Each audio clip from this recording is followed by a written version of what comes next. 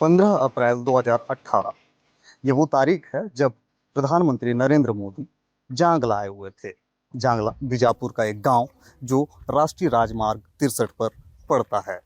यहाँ पर इस समय आप जांगला बोर्ड की तस्वीरें देख रहे हैं और उसके साथ में आपको एक तस्वीर और नजर आ रही है जिसमें बीजेपी का झंडा आपको दिखाई दे रहा है। यहाँ इस समय जिस जगह पर ये झंडा लगा हुआ है वो जिस घर के सामने है, ये घर उस भाजपा नेता की है जिसकी हत्या माओवादियों ने कर दी थी। यहाँ पर वो परिवार इस समय घर के अंदर मौजूद है।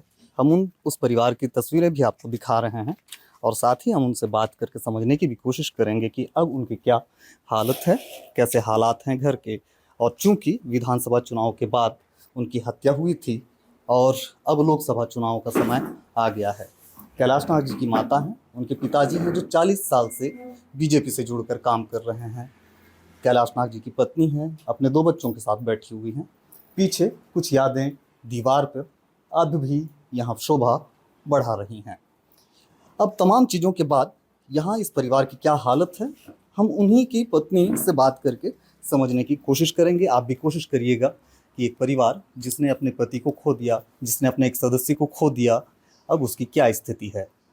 चुनाव के समय जो कुछ हुआ था, क्या माओवादियों की तरफ से कोई धमकी मिली थी? जी, पर्चा फेंके थे और बोले थे कि बीजेपी का कांग्रेस का समर्थन करो, बीजेपी को छोड़ो, ऐसे टाइप का कुछ बोले थे। और लेटर वेटर फेंके थे बाहर में, तो हम लोग ध्यान नहीं दे उसका, छोड़ो ये सब होते रहता है बोल के बोले। वो ही बोले तो ठीक है, अपन को कुछ करना नहीं है बोल के बोले थे। अब हत्या के बाद यहाँ पर गृह मंत्री विजय शर्मा भी आए हुए थे, उनसे क्या बात हुई थी? जी, उनसे तो मेरा बात नहीं हुआ क्योंकि मेरा मेंटल स्थिति में बहुत वो था। तो अपने यहाँ जो भी हैं उनका छोटा भाई बात किए थे उनसे, तो मेरे को नहीं पता क्या बात किए थे। तो नौकरी वोकरी के लिए शायद बात किए थे और पढ़ाई लिखाई के लिए बात किए थे। तो हाँ बोले हैं हम लोग, और मेरे को बस वही डर भय बना हुआ है। तो मेरे को कहीं सिटी में थोड़ा सा रहने के लिए जगह उगह चाहिए, यही बस मेरा विनती है। एक विनती कर रही हैं और प्रदेश में इस समय भाजपा की सरकार है। इनकी विनती साफ है कि इन्हें भय लगा हुआ है कि कहीं इनके परिवार को फिर से कहीं कोई खतरा माओवादियों से ना हो। इस समय उनके माता पिता भी यहाँ पर मौजूद हैं। हम उनके पिताजी से बात करेंगे और समझेंगे कि वे क्या चाह रहे हैं। आप इस घटनाक्रम को कैसे देख रहे हैं? आप लंबे समय से बलिराम कश्यप के समय से जुड़े हुए हैं, इस घटनाक्रम को कैसे देख रहे हैं? लोकसभा का चुनाव है, आप जो कुछ कहना चाहें। पहले तो ऐसा नहीं था, अभी अभी चुनाव में इस प्रकार का हुआ है। और मेरा बेटा का हत्या हुआ है। मेरा बेटा का सपना था उसका बच्चे लोगों को अच्छा से पढ़ाऊंगा लिखाऊंगा बोला था, तो अधूरा हो गया है। उसको शासन से मैं ये चाह रहा हूँ कि मेरा दोनों मेरा नाती अच्छा से पढ़ाई लिखाए, तो मैं क्या कर सकता हूँ।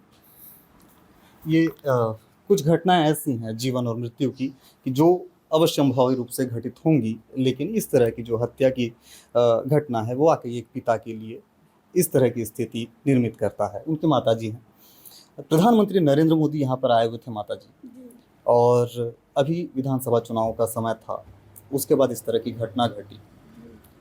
तो क्या प्रधानमंत्री नरेंद्र मोदी जी यहाँ पर आए हुए थे और कैलाश नाग जी यहाँ पर एक सक्रिय भूमिका निभा रहे थे राजनीति में, तो क्या इन तमाम चीज़ों को रिलेट कर सकते हैं कि माओवादियों ने इसलिए भी हत्या करी? क्या पता जी, उसका क्या था नहीं था हमको नहीं मालूम। लेकिन एक थ्रेड जरूर मिला था, एक पर्चा जरूर यहाँ पर माओवादियों के द्वारा छोड़ा गया था कि यहाँ इन्हें बीजेपी छोड़कर कांग्रेस पार्टी में शामिल होने के लिए, जिस पर्चे को इन्होंने बहुत हल्के में लिया था और जला दिया था। लेकिन विधानसभा चुनाव के बाद जिस तरह से कैलाश नाग यहाँ पर उनकी हत्या हुई, उसके बाद ये परिवार अब सदमे में है और ये कहता है कि इन्हें अब भय लगा हुआ है। इस वजह से इन्हें कम से कम जिला मुख्यालय में एक सुरक्षित आवास मुहैया कराया जाए। वाकई इस पर सरकार को, जिला प्रशासन को ध्यान देने की जरूरत है। युकेश चंद्राकर, विस्तार न्यूज, बीजापुर।